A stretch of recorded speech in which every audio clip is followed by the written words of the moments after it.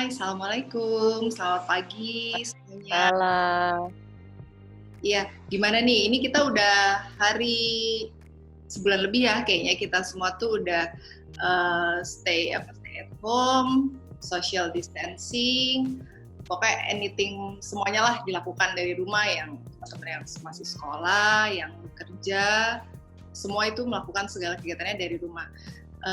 Pasti kalian udah cukup bosen mungkin ya, kayak udah sebulan nggak bisa berkegiatan seleluasa sebelumnya. Nah, hari ini aku tuh mau share beberapa mungkin ya hal yang ya bisa bermanfaat lah buat kalian semua supaya nggak jenuh, bisa lebih produktif lagi di rumah. Nah, sebelum mulai, nah ini aku mau kenalin dulu. Narsumnya itu Bu Eri Riyadi. Sebentar, lihat contekan dulu, baca profil Ibu Eri ini banyak profilnya, sampai bingung mau bacanya tuh dari mana dulu. Nah, namanya Bu Eri Trimerita, SHCEC, CC, maaf ya Bu kalau salah spell. Bu Eri ini It's okay. Alumni dari FHUI, beliau juga Certified Professional Coach, CIA, ICF, beliau juga Legal Officer, dan ini LP3MKI. Selain tadi kan udah dibacain, nah secara profesional beliau ini juga Certified Professional Coach dan juga Certified Executive Coach. Lebih banyak sih coachingnya tentang life, karir, self development, dan juga trainer. Banyak nih kan kegiatannya, banyak banget ya Bu, trainer di manajemen, di personality, tadi life, karir, dan beliau ini saat ini juga sebagai Head of Human Capital di PT Multi Utama Konsultindo, benar ya Bu? Betul. Kegiatan, jadi Bu Eri ini nggak cuman aktif di profesi ya, maksudnya secara profesional, kegiatan sosialnya pun banyak. Beliau tuh founder Yayasan Tim Berbagi, sering nge-coach juga, ngasih kelas-kelas coaching di Indonesia Academy, juga aktif di pusat advokasi. Nah, sebelum kita mulai, mungkin di sini teman-teman udah yang ngalamin ya imbas dari corona, ya nggak bisa berkegiatan secara produktif, terus juga kayak makin meningkat. Corona udah berapa ya per hari ini, sekitar 4.200. 4.000 ya, betul, 4.000 something lah. Ya, kayaknya angka kenaikannya 200-an terus ya tiap hari ya. Tiap hari sekitar 200-an. Bahkan di Cina-nya sendiri sama temen ada di Korea bilang reactivate lagi di sana. Jadi kayak di sini aja belum selesai lah coronanya, terus aktif lagi coronanya gitu kan. Nah, makin kayak makin bakalan lama lagi nih, makin panjang lagi nih kita harus berkegiatan di rumah. Pasti banyaklah imbasnya dari kita berkegiatan di rumah, mulai yang tadinya bisa banyaklah teman-teman yang atau mungkin pekerja harian, pendapatannya harian, terus juga ya adalah ya kalau karyawan bulanan tetap aja kena imbas. Mereka pasti banyak yang mengalami ya tadi pertama pasti bekerja dari rumah, terus ada yang dirumahkan, ada yang mengalami PHK ya Bu ya kalau nggak salah. Betul. Banyak deh yang mengalami.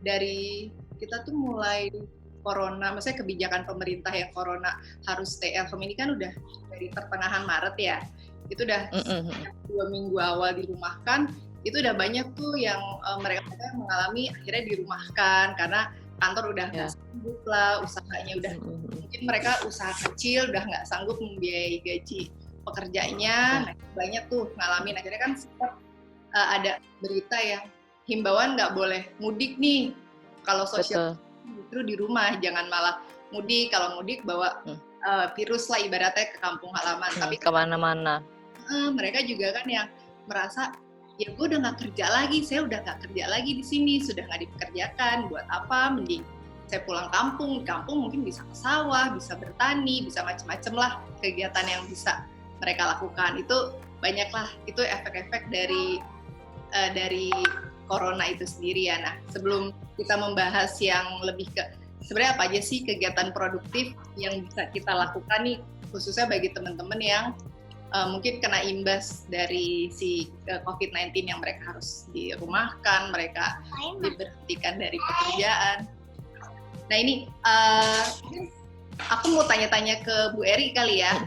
Iya, gimana? Imbas dari si corona ini kan, imbas si corona sendiri tuh, pandemi ini kan sangat banyak ya Bu. Mulai dari Betul. yang banyak lah usaha-usaha yang mulai ditutup, terus pembatasan kegiatan, hampir semua tuh usaha udah ibaratnya mulai terjun bebas lah nih dengan situasi corona saat ini. Nah aku mau nanya, sebenarnya pendapat Ibu tuh gimana sih, maksudnya dengan kondisi yang seperti ini berimbas ke pekerja-pekerja, maksudnya khususnya mereka yang masih mencari kayak butuh penghasilan harian misalnya, jadi kayak yang dirumahkan, di PHK. Nah sebenarnya kayak bedanya apa sih Bu, kayak dirumahkan atau diberhentikan atau PHK tuh sebenarnya secara dari sisi, kan Ibu sebagai HR, mungkin dari sisi HR-nya tuh penjelasannya sih bagaimana sih? Kan pasti banyak lah yang orang awam yang nggak ngerti, oh dirumahkan mungkin work from home aja kali ya, kerja dari rumah. Nah kayak gitu tuh, boleh mungkin Bu bisa share juga ilmunya ke teman-teman semua di sini. Oke, baik. Assalamualaikum warahmatullahi wabarakatuh. Bismillahirrahmanirrahim, teman-teman. Terima kasih udah hadir. Jadi saya menangkap banget situasi ini memang sebenarnya situasi yang kita mengalami kesulitan ekonomi secara global ya. Tapi kalau saya ngebayanginnya gini, ibaratnya situasi yang mendadak ini sebenarnya menyingkap sebuah tabir ya, bahwa kalau sebuah perusahaan itu dilaksanakan, dijalankan dengan operation yang tidak sehat, maka pada saat situasi ini maka langsung jadi sakit mendadak. Ibaratnya kalau orang udah nggak sehat atau punya penyakit bawaan, pada saat situasi yang mendadak kayak gini pasti langsung membuat dia masuk ICU. Tapi kalau kita lihat orang yang sehat, orang yang bugar, pada saat kena masalah, kena sakit, biasanya dia batuk-batuk sedikit aja gitu, ya nggak sih? Nah itu juga ibaratnya perusahaan. Jadi kita juga saat ini kita ngeliat fenomenanya, banyak perusahaan yang kayaknya kita ngelihatnya tuh besar, kayaknya canggih, tapi pada akhirnya pengelolaan sumber daya manusianya sangat di bawah standar, bahkan tidak memanusiakan orang, padahal baru sebentar loh, krisis ini baru jalan sebulan, benar gak sih? Tapi udah abis-abisan sampai gak bisa beroperasi, boro-boro juga dia bisa memberikan atau memikirkan kesejahteraan karyawannya. Jadi ini kita kayak situasi COVID ini seperti membuka boroknya banyak perusahaan yang tidak menjalankan operationnya dengan baik, karena dalam waktu dekat mereka sudah langsung tidak punya skenario terburuk untuk menghadapi situasi krisis gitu. Nah, saya mau bagi cerita bahwa banyak situasi ini yang mungkin karena panik, mungkin karena ketidaktahuan perusahaan, mungkin juga karena sebagian besar yang saya lihat adalah pengusaha pengen kelihatan tetap aman-aman saja, tetapi dia tidak memikirkan karyawannya. Itu banyak terjadi. Nah, padahal masalah dirumahkan, PHK, dan bekerja di rumah itu hal yang sangat berbeda. Kalau PHK ya PHK, proses pemutusan hubungan kerja. Itu di Undang-Undang 13 2003 tentang tentang tenaga kerjaan, itu diatur panjang sekali tentang PHK. Di pasal 61 udah disounding, kemudian dari pasal 150 sampai pasal berapa saya lupa, tapi itu banyak banget. Itu tentang PHK. Jadi PHK itu nggak main-main. PHK itu bisa dilakukan apabila PHK besar-besaran ya, maksud saya bisa dilakukan apabila perusahaan itu dalam kondisi 2 tahun berturut-turut dalam kondisi tidak baik secara keuangan, dan itu dibuktikan dengan laporan keuangan yang jelas oleh kantor akuntan publik. Itu PHK massal ya, 2 tahun berturut-turut, dan prosesnya itu panjang sekali. Kalau perusahaan dinyatakan 2 tahun berturut-turut dia mengalami kerugian, itu dia harus bayar pesangonnya. Itu di pasal 156 di situ disebutin itu satu kali yang ditentukan dari 156. Padahal pasal 156 itu menyatakan berkali-kali lipat untuk pesangonnya. Nah, kalau dinyatakan perusahaan itu memang 2 tahun berturut-turut dinyatakan dia memang kerugian, maka dia bisa bayar 1 kali dari penghitungan. Tapi kalau judulnya efisiensi dan tidak bisa menyertakan laporan keuangan 2 tahun berturut-turut dia rugi, dia harus bayar 2 kali dari peraturan pembayaran pesangon yang disebut di pasal 156. Itu untuk PHK. Dan itu pun tidak boleh satu pihak saja. dari perusahaan ujuk-ujuk langsung mem-PHK orang, itu nggak gitu. Karena ada proses bipartit, artinya perundingan dengan karyawannya. Kalau misalnya karyawannya punya serikat pekerja, ya diwakili serikat pekerja perundingannya. Tapi kalau enggak, itu perusahaan harus langsung berunding dengan karyawannya. Nggak boleh tuh satu sisi, satu pihak. Itu pun kalau ada perselisihan pasti langsung dibawa ke tripartit dulu, yaitu mengikut sertakan Depnaker untuk berada di kesepakatan itu. Kalau nggak sepakat juga masuk ke pengadilan hubungan industrial. Panjang ceritanya, ribet. Gitu. Itu PHK massal ya, Say. Gimana sama dirumahkan? Dirumahkan itu nggak ada di Undang-Undang 13. Ingat, saya highlight. Ya, tidak ada dirumahkan itu diatur dalam Undang-Undang 13. Tapi dalam surat edaran Menteri Tenaga Kerja nomor 907 tahun 2004 itu sempat disebut bahwa merumahkan adalah sebuah upaya sebelum dilakukan PHK secara massal. Paham ya? Paham. Paham. Nah, itu adalah salah satu upaya, tapi itu adalah upaya nomor 6. Upaya nomor satunya ada. 2, 3, 4, 5 ya upayanya masih. Iya, masih. Jadi upaya nomor 1 ini surprising banget buat para pengusaha sebenarnya harusnya. Karena upaya nomor 1 adalah mengurangi pendapatan para top level manajemen dulu. Gitu. Jadi sebelum melakukan PHK massal karena judul efisiensi dan kondisi perusahaan, langkah pertama adalah melakukan pengurangan dulu untuk pendapatan top level manajemen, mulai dari CEO, direksi, manajer. Baru nanti ada proses ngurangin biaya lembur misalnya, tidak meneruskan orang-orang yang posisinya kontrak gitu-gitu, sampai nomor 6-nya baru merumahkan karyawan secara bergiliran. Itu upaya. Itu kalau situasi normal, non-COVID ya. Nah, untuk COVID baru keluar nih surat edaran juga bulan Maret, nomornya panjang sih, 4/2020 kalau nggak salah, itu ada pakai kode-kode. Nanti saya share, saya bisa kasih ke Mbak Fitri ya. Jadi di situ disebutkan cuma ada 2 pasal tuh. Cuma ada 2 pasal dalam surat edaran terkait COVID ini. Di pasal 2 ayat 4-nya itu disebutin kalau ada perusahaan terimbas oleh COVID sehingga operation melambat, revenue berkurang dan lain sebagainya, dia boleh merumahkan karyawannya. Tapi dengan catatan untuk upahnya dan ketentuan itu semua harus dilakukan perundingan dengan karyawan. Jadi nggak bisa perusahaan itu main merumahkan karyawan tanpa ada proses perundingan. Perundingan ini saya tegaskan lagi, kalau perusahaan itu punya serikat pekerja, maka serikat pekerja yang akan berunding dengan perusahaan. Tapi kalau tidak punya serikat pekerja, maka perusahaan itu harus berunding dengan seluruh karyawannya. Nggak tahu teknisnya, mau person by person, per kelompok divisi, nggak tahu. Mereka harus membuat komitmen kesepakatan apa sih yang didapat selama dirumahkan, berapa fee-nya. Karena fee itu nggak diatur. Tapi nanti saya sebutin, ada sebuah surat edaran lagi tahun 98, itu sempat ngatur tentang itu. Nah, jadi intinya di surat surat edaran tentang COVID yang 2020 ini itu harus mengutamakan negosiasi dengan karyawan. Tidak boleh satu pihak perusahaan membuat keputusan lu dirumahkan, nih gaji lo, itu nggak boleh. Gitu.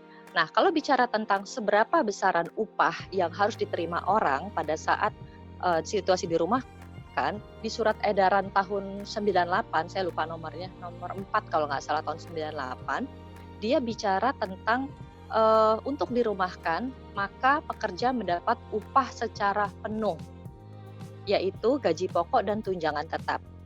Tapi apabila perusahaan tidak mampu membayar, maka harus dilakukan negosiasi dengan karyawan. Paham nggak? Balik lagi ke negosiasi.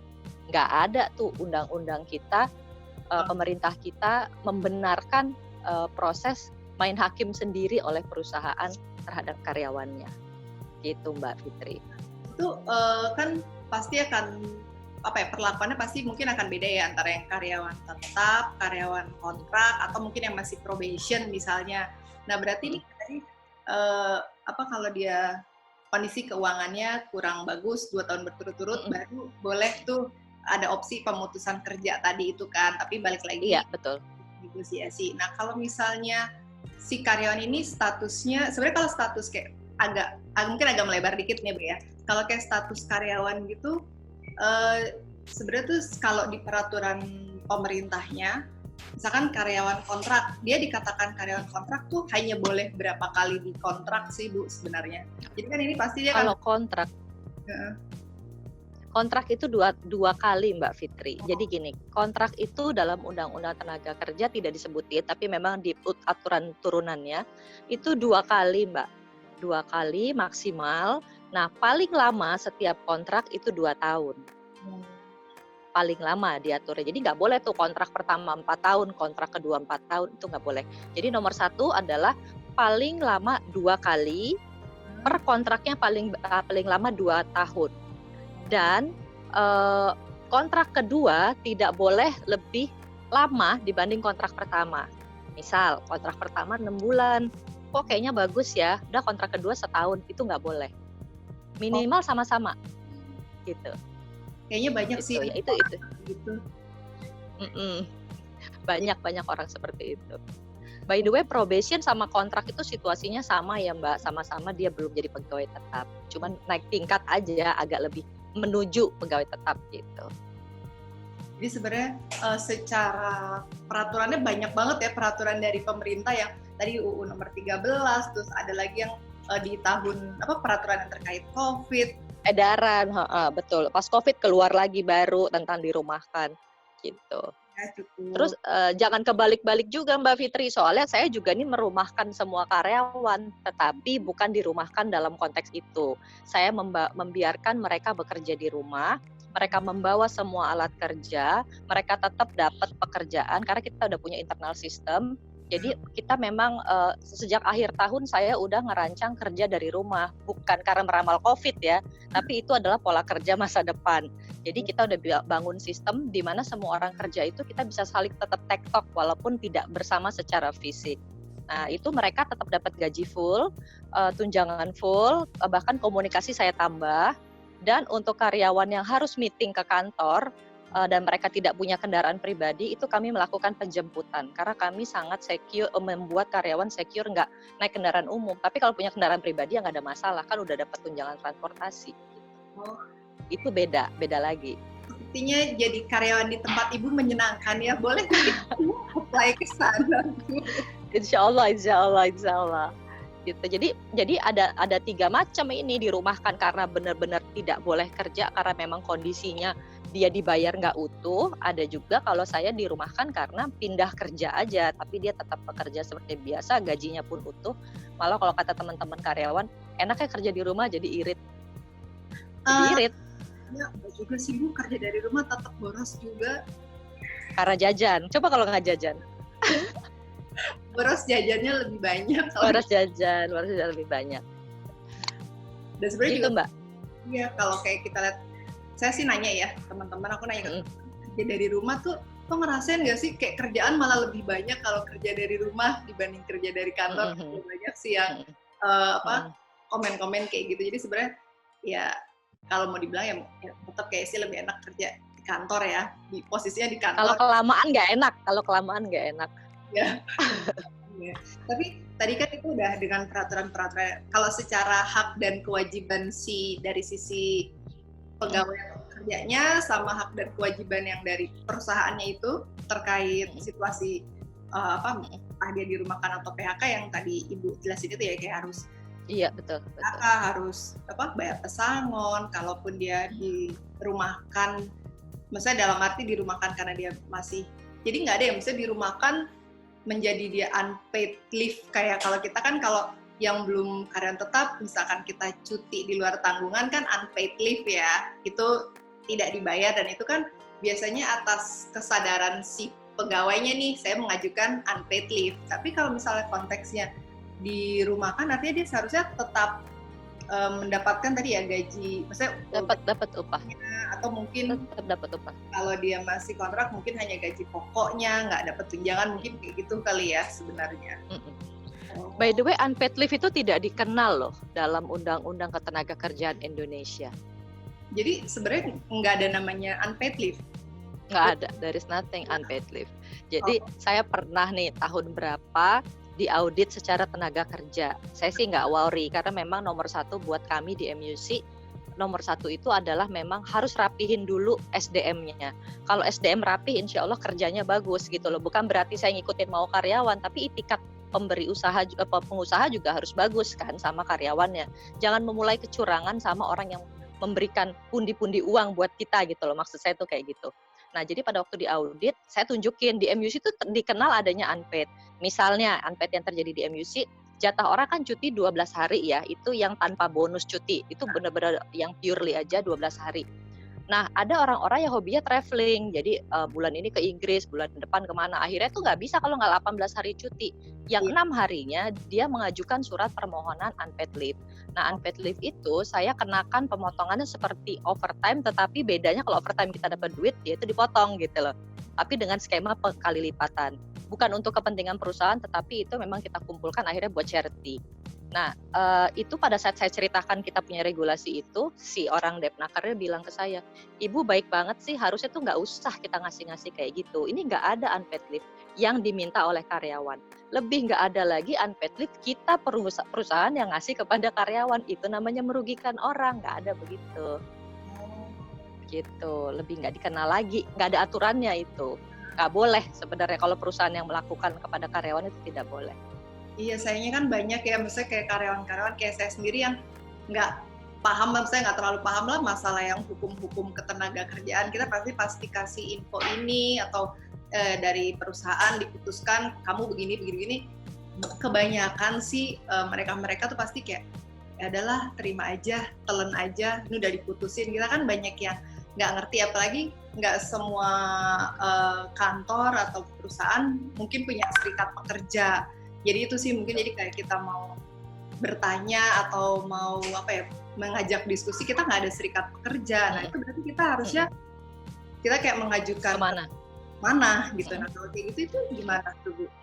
Jadi gini, saya juga nggak punya serikat pekerja ya di kantor karena karyawan saya tuh tipe-tipe orang pekerja yang mereka knowledge based, jadi mereka pikir everything can be negotiate gitu ya, dan mereka believe sama manajemen, akhirnya mereka nggak bikin serikat pekerja karena males. Nah, walaupun kalau mereka bikin ya bikin-bikin aja, nggak ada masalah. Nah, kalau teman-teman yang nggak punya serikat pekerja, teman-teman tuh bisa mengadukan apa yang terjadi itu ke Departemen Tenaga Kerja atau Dinas Tenaga Kerja terdekat, gitu. Kalian tuh, karena memang bahkan gini ya, bahkan sebuah kepailitan perusahaan itu bisa diminta untuk dipilotkan itu berdasarkan pengajuan oleh karyawan-karyawannya yang tidak dibayarkan gajinya. Pada situasi terparah itu bisa seperti itu, Say. Jadi karyawan itu bisa melakukan penuntutan untuk melakukan pilot terhadap si perusahaan karena hak-haknya tidak terbayar. Itu bisa terjadi seperti itu. Jadi teman-teman kalau ada masalah seperti itu, saya sarankan melakukan pengaduan bersama-sama untuk ke Dinas Tenaga Kerja terdekat untuk meminta keadilan atas haknya mereka gitu. Berkonsultasi juga boleh loh, saya beneran. Jadi saya sering berapa kali datang, pokoknya kalau ke Dinas Tenaga Kerja itu yang serem kalau yang datang pengusaha karena bakal jadi kayak di audit. Tapi kalau karyawan itu harusnya nggak serem sama sekali karena kalian adalah yang mengadukan nasib. Jadi nggak ada masalah harus.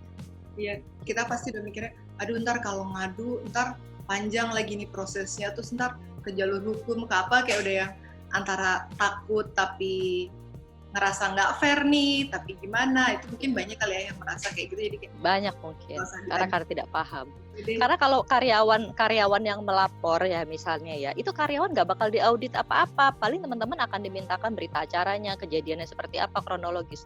Tapi kalau perusahaan, makanya saya bilang kepada teman-teman yang juga handle human capital atau manajemen perusahaan, saya bilang udah deh, lakukan aja apa yang lu berikan buat karyawan, lu berikan sesuai hak mereka.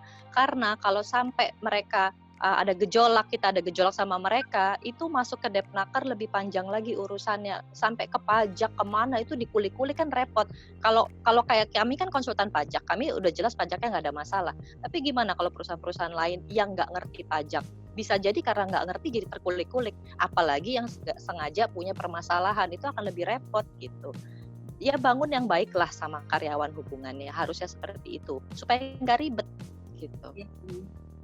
Emang pokoknya jalan itu ya udahlah sesuai peraturannya seperti apa, ikutin, jangan ngakal-ngakalin lah gitu ibaratnya gimana? Nggak perlu, nggak perlu. Karena nggak tahu ya, orang itu sebenarnya gini cara berpikirnya, pengusaha itu banyak saya lihat kok agak salah cara berpikirnya. Dia mau untung dengan cara dia merugikan orang, paham nggak? Dia mau untung melalui cara merugikan orang. Kalau saya orang Islam, saya percaya bahwa kebaikan itu datang karena ada kebaikan yang lain. Tapi bagaimana kebaikan mau datang kalau kita sudah membuat orang lain itu hidupnya nggak baik gitu loh gara-gara kita. Nah itu banyak investasi suka banyak salah di sisi itu para pengusaha-pengusaha itu.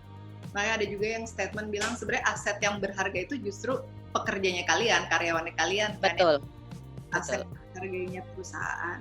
Benar sih. Jadi kalau benar-benar kita mengenalnya dengan konsep human capital, Mbak. Jadi kalau dulu sekitar 3 tahun lalu nama divisi saya masih ke Human Resource Department atau Human Resource Management. Tapi di 3 tahun lalu saya mengganti nama menjadi Human Capital karena langkah-langkah yang kami lakukan semua sudah investasi kepada manusia atau SDM. Jadi kita sudah memandang human itu sebagai capital. Dan ini masih diperdebatkan oleh banyak pengusaha yang mindset-nya masih belum modern karena mereka merasa karyawan itu adalah beban. Jadi kalau mereka memandangnya beban. Beda dengan saya dan manajemen kami merasa karyawan itu adalah capital yang bisa menggandakan keuntungan kita yang akhirnya kita pakai bersama. Gitu. Emang human capital itu konsepnya di luar keserakahan sih. Jadi si pemilik usaha juga nggak bisa serakah, mau dapat sebanyak-banyaknya. Dia tahu bahwa kalau dia ngembangin human, maka dia akan berlipat ganda pada suatu hari nanti. Dan itu benar loh terbukti. Gitu. Sama lah berarti kayak karyawan tuh ibarat kita orang tua itu anaknya, investasi paling besarnya justru di si karyawannya itu ya. Dan nggak bakal rugi. Ya jadi kalau kita udah misalnya ya simpelnya what you give is what you get lah, atau enggak treat people as you want to be treated kan sebenarnya. Kalau kita pengen dapat maksimal ya udah perlakukan juga sih tim-tim kita ini semaksimal mungkin, bukan justru kayak yaudahlah nggak usah, yaudah ini nggak usah, ini nggak bisa apa ya gitu-gitu kan justru sebenarnya. Iya. Karena setelah itu ada namanya konsep HCB, Human Capital Branding. Jadi pada saat lo treat karyawan lo dengan baik, mereka itu terbentuk bagus secara positif di tempat lo. Terus ada orang pernah tanya gini, Ri, lo udah invest ke mereka luar biasa, terus mereka tinggalin lo. Menurut lo apa nggak lo rugi? Kalau kami udah coba bertahun-tahun, bahkan para mantan karyawan yang kami bangun dengan bagus, kemudian mereka keluar, itu pada akhirnya mereka mendatangkan revenue melalui apa? Mereka menjadi marketer kita. Mereka mempromosikan perusahaan MUC kemana-mana sehingga klien yang dibawa oleh mantan karyawan itu jumlahnya hampir 20%. I'm not doing promotion, I'm not doing events, but klien datang sendiri karena adanya hubungan baik yang dirasakan oleh si mantan karyawan. Jadi good investment tuh nggak pernah rugi kalau kami yang ngelihatnya seperti itu.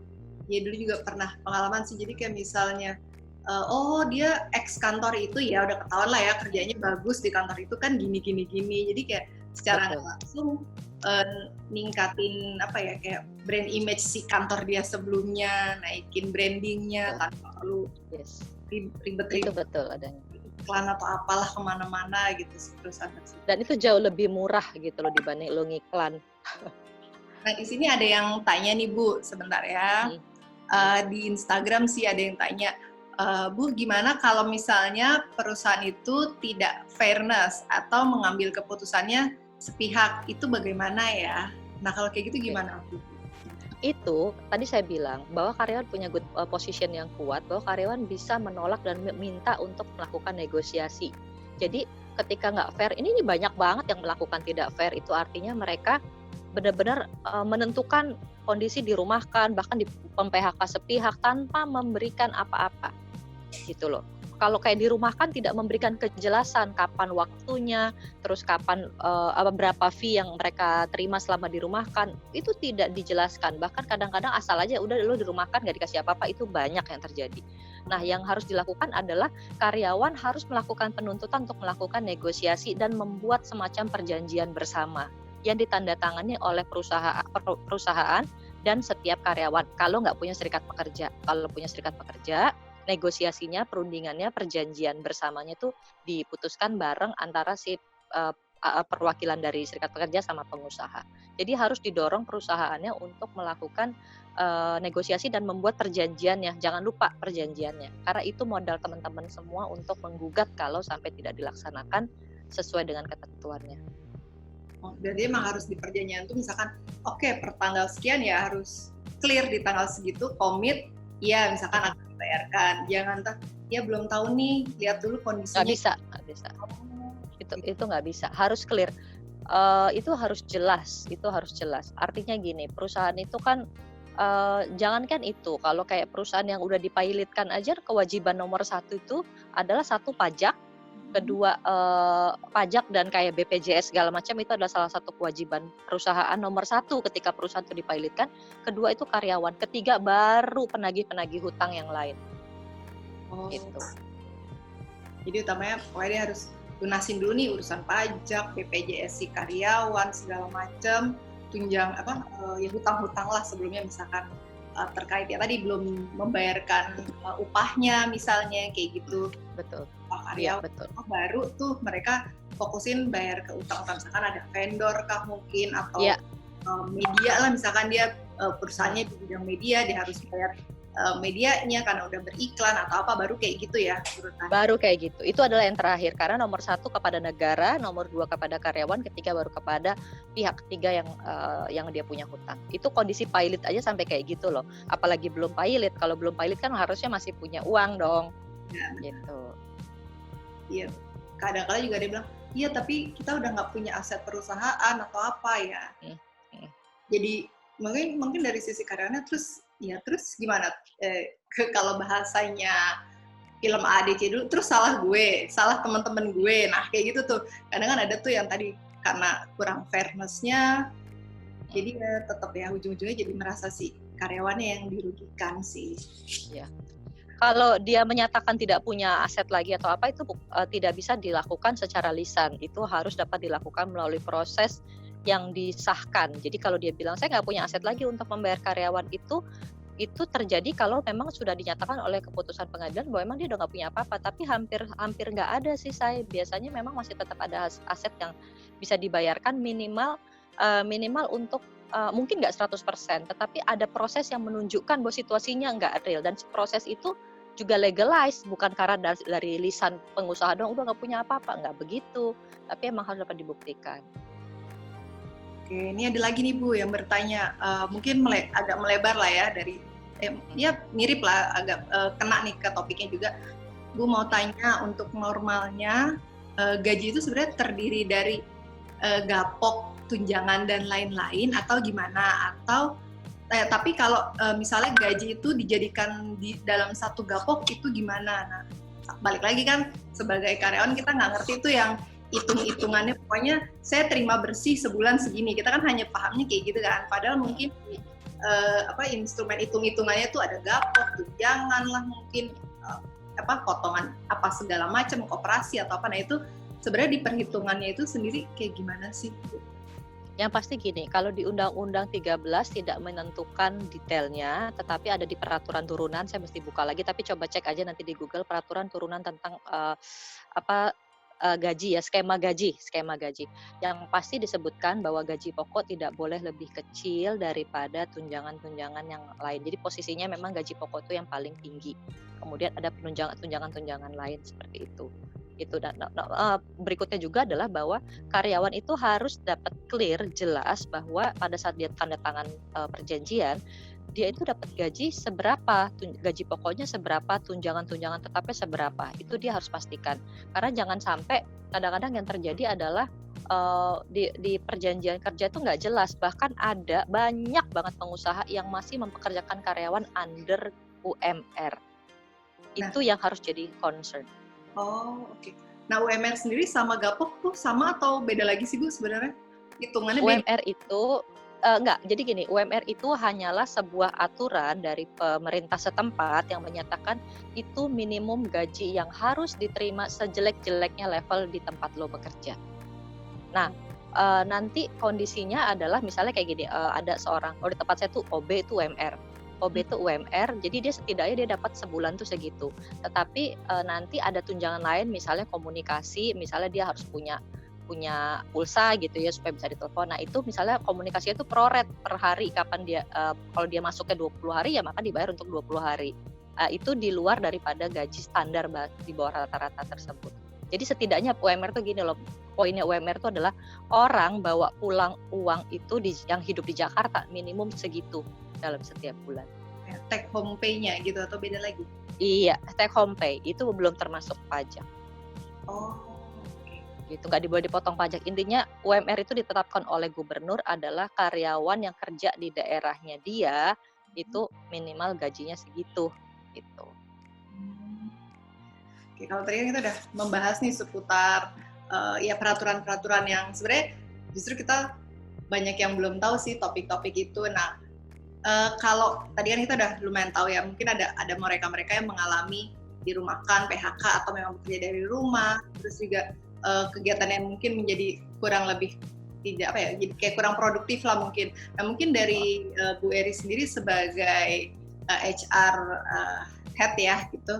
Nah itu mungkin bisa share juga nih ke teman-teman di sini sebenarnya gimana sih ada tips kah atau kiat-kiat sendiri gitu supaya kita bisa tetap produktif. Misal teman-teman yang udah dirumahkan, di PHK atau memang kayak abang-abang ojol nih sedang tidak ada pekerjaan dulu kan, karena kan mereka agak susah ya untuk mobilisasi, antar penumpang juga nggak bisa, cuma bisa antar barang, apalagi sekarang ada PSBB, lebih jadi membatasi ruang gerak lagi, mau nggak mau di rumah lagi, mereka nggak bisa ngapa-ngapain. Ada nggak sih kayak kiat-kiat atau mungkin bisa sharing ke kita tuh tipsnya biar kita tuh bisa tetap produktif. Nah khususnya kalau misalkan mereka udah dirumahkan atau apa, biar bisa move on nih, nggak yang galau-galau, terus pasti banyak yang jadi depresi mungkin, terus juga ada kayak di lingkungan sekitar nih, dengar cerita ada yang baru keluar rumah, handphonenya dijamret ya, mungkin orang karena kebutuhan ekonomi segala macam kayak apa aja deh dilakukan biar dapat duit karena situasi lagi kayak gini kan. Mungkin adalah cara-cara yang kalian tetap bisa kok produktif tanpa mungkin harus keluar rumah atau bisa berkreasi atau melakukan hal-hal apa mungkin yang bisa Bu Eri share ke teman-teman di sini. Oke, kalau saya tuh lebih ke ini ya, misalnya kalau ini ada dua tipe orang yang harus diberi advice tentang produktivitas. Pertama adalah orang-orang yang memang saat ini sudah kehilangan pendapatannya yang dari yang sebelumnya, baik itu karena di PHK ataupun karena pengurangan atau karena dirumahkan. Itu ada tips tersendiri, sementara ada juga yang punya problem harus diajarkan produktif pada saat orang-orang itu memang sebenarnya masih punya uang dari bulanan, atau ibu rumah tangga yang suaminya tidak terefek gitu ya, dia tetap dapat gaji, tapi situasinya gimana supaya bisa tetap di produktif. Yang pertama dulu ya, yang pertama adalah bagi teman-teman yang kurang beruntung sedang diuji sama Allah bahwa sedang tidak mendapatkan penghasilan seperti biasanya. Terus terang, langkah pertama menurut saya adalah do your self healing. Lakukan self healing dulu. Self healing itu artinya gini loh, kita bisa mengambil langkah kalau kita sehat secara mental, benar nggak sih? Kalau kita udah nggak sehat secara mental, kita penuh amarah, kita nggak terima, kita menyalahkan. Oke, saya paham rasanya bagaimana ketika teman-teman diperlakukan tidak adil oleh perusahaan yang tempat teman-teman mengabdi. Oke, itu lakukan penuntutan, tapi jangan sampai jiwa raga teman-teman tuh terbawa ke dalam proses konflik tersebut. Teman-teman di satu sisi tetap perjuangkan hak kalian, tapi satu sisi teman-teman harus berpikir ada sisi ruang lain untuk teman-teman bisa nerima kenyataan kalau misalnya situasi ini nggak membaik, pengusaha tidak mau bertanggung jawab, bahkan misalnya jeleknya lagi dia lari, ngilang dan lain sebagainya. Hidup tetap berjalan kan gitu. Jadi yang pertama, satu, lakukan self healing dengan cara menerima bahwa ini adalah ujian dan lu tuh nggak sendiri. Most of all kita ngalamin hal yang kayak gini juga. Jadi yang perlu dilakukan penerimaannya dulu. Kedua, lakukan pemikiran potensi apa yang bisa kita lakukan. Saya sedikit share ya bahwa saya appreciate banget ada beberapa ibu-ibu yang saya kenal mungkin hidupnya tidak beruntung, dari suaminya bekerja yang pas-pasan sehingga sampai akhirnya sekarang, jadi kan kondisi masyarakat tuh menurun satu tingkat ya saya, dari pas-pasan jadi miskin, dari miskin jadi sengsara gitu loh ibaratnya. Itu terjadi. Nah, saya appreciate beberapa teman-teman saya tuh melakukan pekerjaan yang tidak yang kreatif, misalnya gini, kan sekarang PSBB nih, orang mau ke pasar takut. Memang bisa sih online ada, tapi kan kalau belinya sedikit-sedikit kan dia nggak bisa nggak enak juga pakai online gede di ongkir. Jadi ada beberapa teman-teman ibu-ibu yang ketika belanja dia open PO. Oh. Open PO gitu, misalnya kalau telur itu sekilo berapa, dia untung 1.000 perak lah paling, tapi nggak kenain ongkir lagi, Say. Jadi ya dia dapat, ya kalau banyaknya barang yang dititip ke dia kan pada akhirnya memang dia pintar tuh, dia bawa keranjang gede kanan kirinya. Jadi dia door to door mengantarkan kebutuhan tetangganya sendiri. Dia nggak untung banyak, Say. Mungkin sekali jalan dia cuma dapat 20.000, tapi 20.000 itu bisa buat makan di keluarganya. Nah itu nomor satu itu. Kedua ada juga teman saya nih ibu-ibu, dia udah punya langganan tukang ikan di pasar. Terus dia kan tahu nih nggak semua ibu-ibu bekerja bisa bekerja di dapur, bersihin ikan aja jangan-jangan nggak bisa.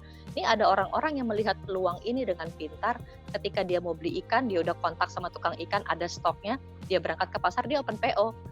Dan itu diberikan sama dia dalam kondisi udah dibumbuin, udah bersih, udah rapi. Jadi Goreng gitu. banyak kerja, tinggal goreng gitu loh. Tanpa dia harus memarkup tinggi-tinggi, enggak, buat dia tuh yang penting ada lebih-lebihan yang bisa dia upayakan untuk menyambung hidup.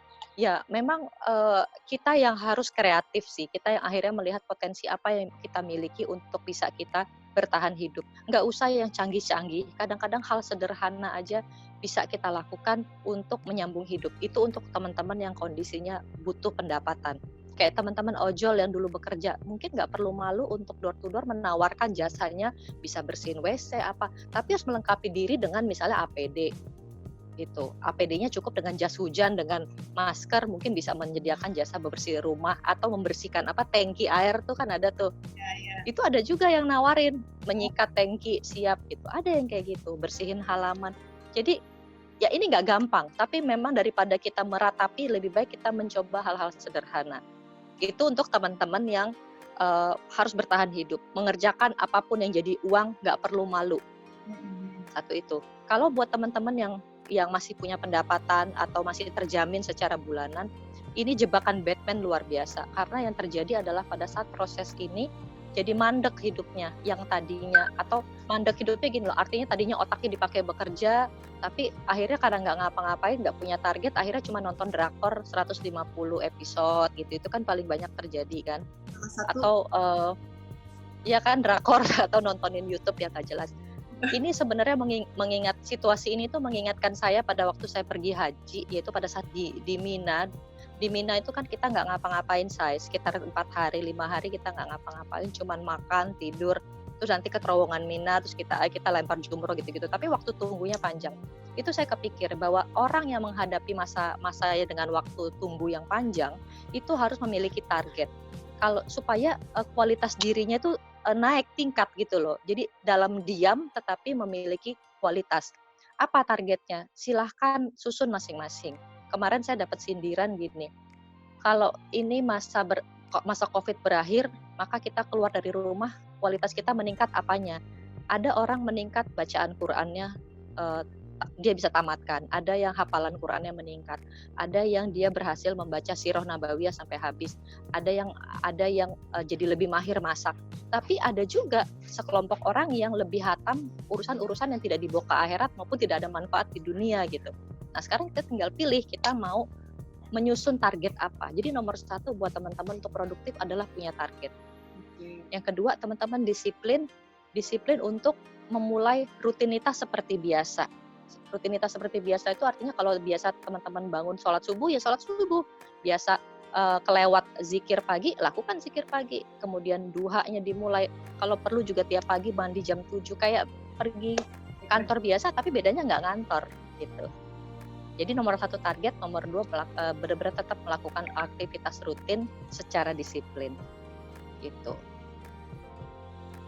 Berarti sama ya, ini ada juga yang bertanya biar cepat move on setelah resign gimana ya Bu? Berarti sebenarnya hampir sama ya, kiat-kiatnya yang harus dia lakukan tuh kayak tadi ya, dia harus resign apapun itu misalkan alasannya, dia harus self healing dulu lah ya, dia nikmatin aja lah dulu momen-momen ini gitu.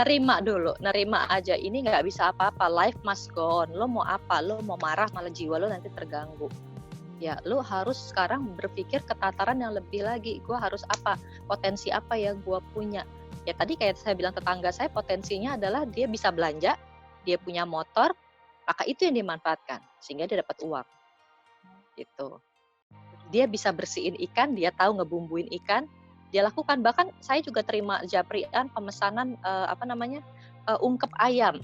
Oh, Ada ayam kampung, ayam broiler. Jadi dia sudah diinikan sama dia gitu loh, sudah ditimbang apa karena dia pikir potensi terbesar adalah jualan lewat WA grup saja padahal gitu.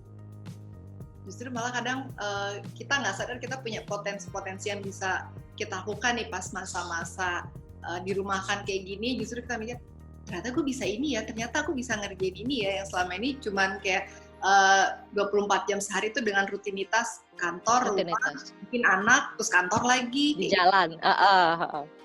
Ternyata ada hal-hal lain itu bisa. Ya ada hikmahnya lah ya, ternyata kita semua dibikin stay di rumah tuh, kalian tuh bisa ini loh, yang tadinya mungkin sama anggota di rumah ngobrol aja WA-an, satu di kamar, satu di mana. Nah ini karena di rumah. Karena enak ya. Gitu kan, mau nggak mau, ya mungkin dia teriak dari lantai 1, "Ma!" gitu atau apa gitu. Kalau dulu kan udah asik sendiri karena udah lama-lama tuh sosmednya jadi agak teralihkan dulu lah. Apalagi kan berita-berita di sosmed juga isinya pasti nggak jauh dari COVID gitu kan pasti. Jadi banyak. Semuanya. Itu membuat kita nggak punya harapan hidup sih saya. Jadi lebih kalau saya sempat detox nonton TV. Saya juga emang kan bukan penikmat TV, tapi gara-gara kemarin tuh saya sempat stres. Akhirnya saya nggak nyalain TV. Ya udah saya fokus saya melakukan sesuatu yang kemarin-kemarin tuh nggak terlakukan oleh saya karena sibuk. Gitu. Jadi move on itu adalah dari diri kita sendiri. Ingat dulu potensi apa yang bisa kita lakukan untuk tetap sibuk dan kalau bisa menghasilkan. Walaupun sedikit, gak usah mikirin. Jangan pernah memikirkan Anda harus sibuk menghasilkan uang sama seperti waktu Anda ngantor. Nggak perlu. A small thing itu harus kalian appreciate bahwa lumayan kalau misal kemarin kerja gaji 5 juta, sekarang siapa yang mau ngasih kita kerjaan 5 juta misalnya? Ya nggak apa-apa kalau misal bahannya berhasil bisa dagang sesuatu yang dapat uangnya cuma 50.000 keuntungannya, nggak apa-apa, nikmatin. Ini semua kita ngalamin soalnya gitu. Nah ini ada nih Bu lagi yang tanya ya. 2-3 orang pertanyaannya sama, tapi ini sih teman-teman ada yang di kantor lama, ada yang teman-teman main ya, ada yang tanya tuh mau tanya kalau misalnya kita di unpaid leave atau dirumahkan, itu fasilitas kantor, misalkan laptop, mobil atau apalah yang fasilitas untuk karyawan operasional itu harus dikembalikan ke perusahaan atau bagaimana? Ini ada yang di Zoom yang tanya, ada yang di Instagram. Oke. Gini, sebenarnya ya kalau proses situasinya merumahkan atau tadi kan saya bilang merumahkan sesuai dengan merujuk aturan tahun 2004 itu kan sebenarnya hanyalah upaya dari mengurangi beban perusahaan yang mau melakukan efisiensi dan PHK, maka melakukan perumahan dulu. Merumahkan dalam situasi seperti itu tidak boleh ada pemegangan aset perusahaan di tangan karyawan. Ya, tapi karena memang perusahaan sudah menjaminkan bahwa lu dirumahkan dengan jaminan lu akan dapat ini, udah sepakat, udah sama-sama sepakat, prosesnya udah jalan. Tapi saya bisa memahami ketika teman-teman itu, saya takutnya gini loh, ada posisi karyawan-karyawan yang sampai melakukan penahanan aset perusahaan itu karena merasa tidak punya kejelasan masa mendatang. Karena saya tuh yakin dan percaya orang sampai melakukan tindakan impulsif itu pasti ada sebab. Kalau memang perusahaan itu meyakinkan, mereka juga pasti akan dengan sukarela, akan dengan bahkan mungkin ingin tetap membantu perusahaan. Karena saya masih nemuin orang-orang yang sudah dibilang perusahaan tidak bisa bayar kamu lagi lebih, masa depan kita nggak ada, tetapi kayak bisa berikan ini. Tapi tetap ada orang-orang yang mengabdi. Karena apa? Karena mengerti posisi perusahaan. Tapi orang menjadi impulsif, jadi sampai saya nggak mau balikin aset. Itu pasti sesuatu ada triggernya, Mbak. Jadi intinya sebenarnya aset perusahaan itu tidak boleh dipegang oleh karyawan kalau kondisinya normal. Tapi apabila karyawan merasa tidak ada kejelasan masa mendatang, itu bisa menjadi alat untuk bernegosiasi bahwa oke, gue dapat apa nih? Apa ya ibaratnya dijadikan jaminan, walaupun itu tidak dibenarkan secara aturan, tetapi itu dapat dipahami karena masa depan mereka tidak jelas yang dijanjikan oleh perusahaan, gitu. Balik lagi ya ke tadi, ya adanya negosiasi, mungkin dia harus diskusi juga. Oke, kita mau nih misalkan kembalikan aset, tapi dari si perusahaan harus ada perjanjian hitam di atas putih. Perjanjian, betul. Dan misalkan kayak fix di tanggal berapa atau gimana jika memang melanggar atau apa, itu ada tahapan selanjutnya kita mesti kayak gimana, itu kan harus clear ya kayak gitu. Ya, itu harus clear. Jadi di depan harus clear, maka kalau sudah clear ya karyawan tidak punya lagi jadi salah secara hukum kalau karyawan tetap memegang aset karyawan, kalau aset perusahaan kalau sudah clear. Tapi kalau nggak clear ya lakukan itu bukan bagian dari maksud untuk merampok, tetapi bayarkan dulu hak saya gitu loh. Ibaratnya kayak seperti itu. Kredit ke bank lah ya, itu jadi agunannya kita nih, pegangan kita nih untuk bisa seperti itu. Gitu.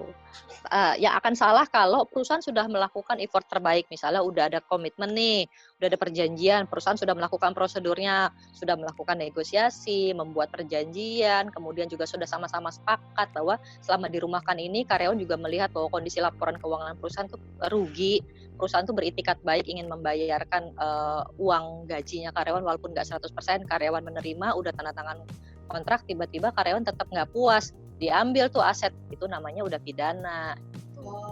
Akhirnya si karyawan wan prestasi atas perjanjian udah dibuat, itu bisa ke arah pidana gitu. Tapi kalau niatnya tidak ingin menguasai karena ingin apa, hanya karena ini jaminan lo bayar dulu lah ini gue gitu, itu mungkin masih bisa menjadi sebuah alasan, walaupun secara hukum sebenarnya itu nggak boleh terjadi gitu. Ini ada lagi nih Bu yang bertanya. Banyak sebenarnya pertanyaannya, tapi ini kayaknya waktu kita udah jam berapa nih ya? Udah 1 jam lebih ya kayaknya kita ini. Nggak berasa ya? Nggak berasa. Kalau kita dari diskusi tadi, ini sebenarnya masih banyak nih Bu pertanyaan. Enaknya mau tetap dijawab atau gimana nih? Gak apa-apa deh, kita jawab aja, kasihan. Oh ya udah. Ini ada yang bertanya, ada di perusahaannya itu mereka itu mengalami unpaid leave, tapi karyawannya tuh diminta membuat pernyataan secara sadar bersedia dirumahkan, misal dengan gaji yang dibayar hanya proret atau misalkan, jadi tadi balik lagi tidak ada clear statement-nya. Nah itu kayak gitu, itu bagaimana itu Bu? Kalau pernyataan itu bukan kesepakatan, secara hukum tidak boleh. Pernyataan itu misalnya gini, saya menyatakan bahwa benar nama saya Eritri Merita, saya menginginkan ini atas keputusan saya sendiri. Itu saya yang bikin pernyataan diri saya. Tapi kalau misalnya karyawan tidak berkenan, harusnya tidak, itu bukan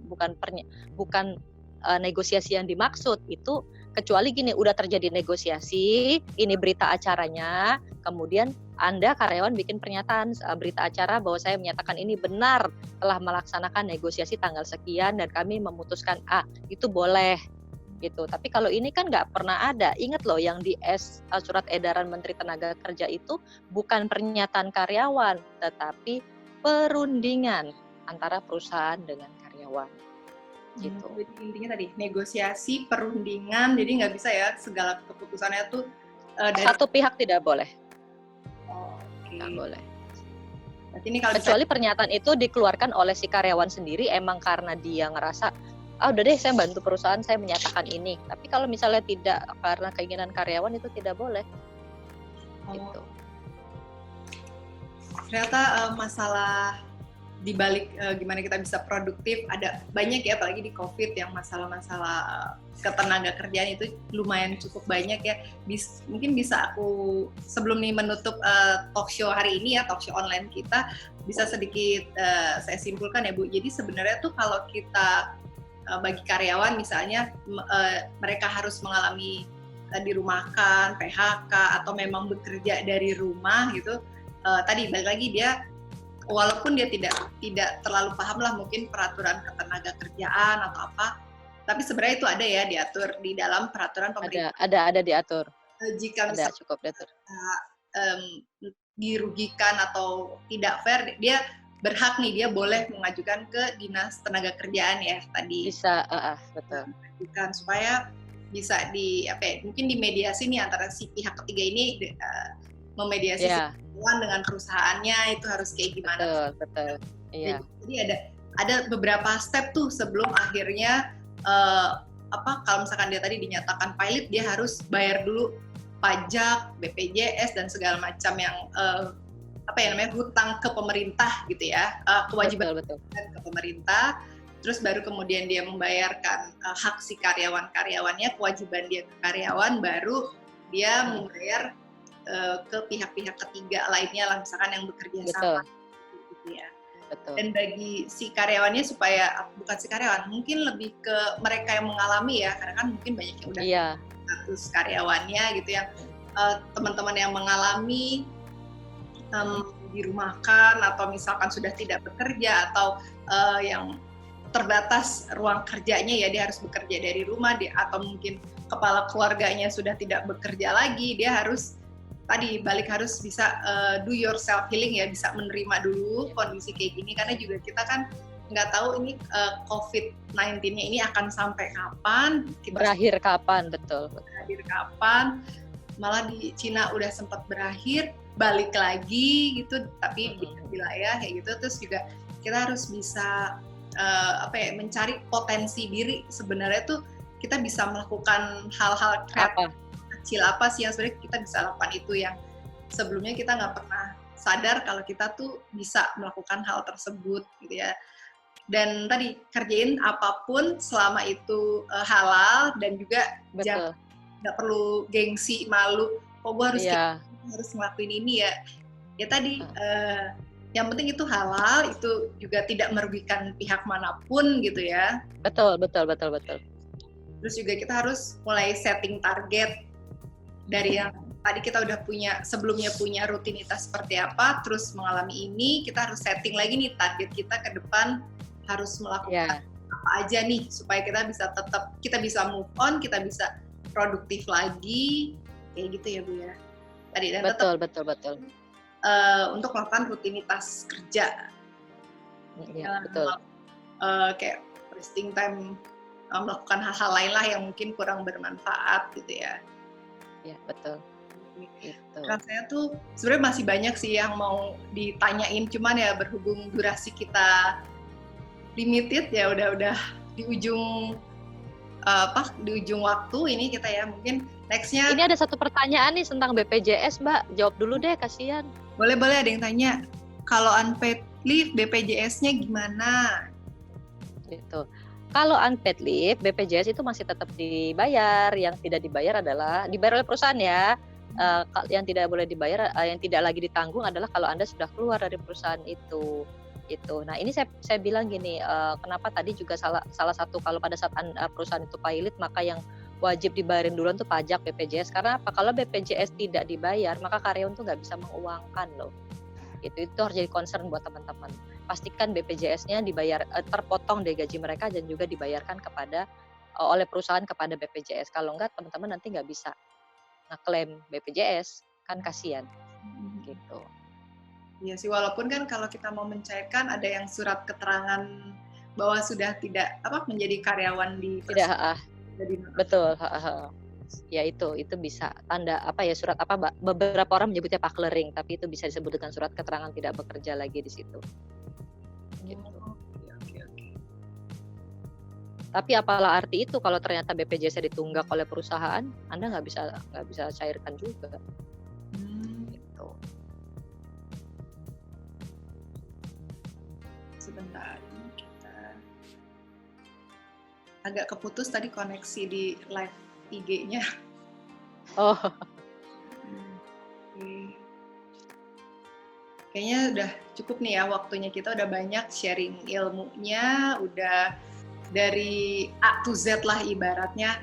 Terima kasih banyak buat waktunya Bu Eri, udah sama-sama sharing ke teman-teman di sini. Mungkin banyak yang tidak terlalu paham, sekarang jadi lebih paham lah, mereka harus bersikap, harus bagaimana nih menghadapi COVID-19, situasi seperti ini supaya tetap produktif. Terima kasih sekali lagi. Mungkin kita bisa nextnya bisa bikin seri selanjutnya kita. Boleh, atau kita meluaskan kali aja banyak yang belum paham hari ini. Benar. Gitu. Atau belum ikut gitu, bisa bikin seri ulangan. Boleh. Siaran ulang. Ya, rerun, nanti kita rerun ini, ditayangin ulang. Oke. Nanti kalau buat yang belum sempat nonton di IG Live maupun di Zoom, nanti kita share, kita upload di YouTube materi dengan Bu Eri. Terima kasih juga untuk teman-teman yang udah ngikutin live IG dan ngikutin di Zoom yang sudah tanya jawab. Sama juga gak lupa terima kasih untuk MUC Consultant ya, mewakili ya dari Ibu. Itu udah membagi kita. Mudah-mudahan kedepannya kita bisa sharing-sharing ilmu lagi yang bisa. Oke. Semoga bermanfaat ya. Oh ya, ada sedikit bukan kutipan, saya membaca kemarin sempat baca hadis dari salah satu hadis yang cukup sahih, bayarlah upah karyawanmu sebelum keringatnya kering, kalau nggak salah ya poin. Kering. Betul. Jadi mungkin ke teman-teman yang punya usaha, teman-teman yang punya perusahaan, jangan, tadi karyawan itu tuh aset penting kalian, jangan sampai justru mengabaikan itu, terus jadi melakukan hal-hal yang membuat karyawannya menjadi atau pekerjanya menjadi kecewa. Nah itu karena nantinya akan berakibat ke perusahaan kalian juga gitu. Kalau karyawan kecewa ya kita nggak tahu ya kan ke depannya akan kayak gimana. Mungkin yang tadinya karyawan itu orang tersebut hanya karyawan kalian, bisa jadi someday dia lebih sukses dari kalian. Nah jadi ya harus bisa tadi ya berbuat baiklah ke semuanya, jangan cuman mengeruk, jangan mencari keuntungan lah tadi.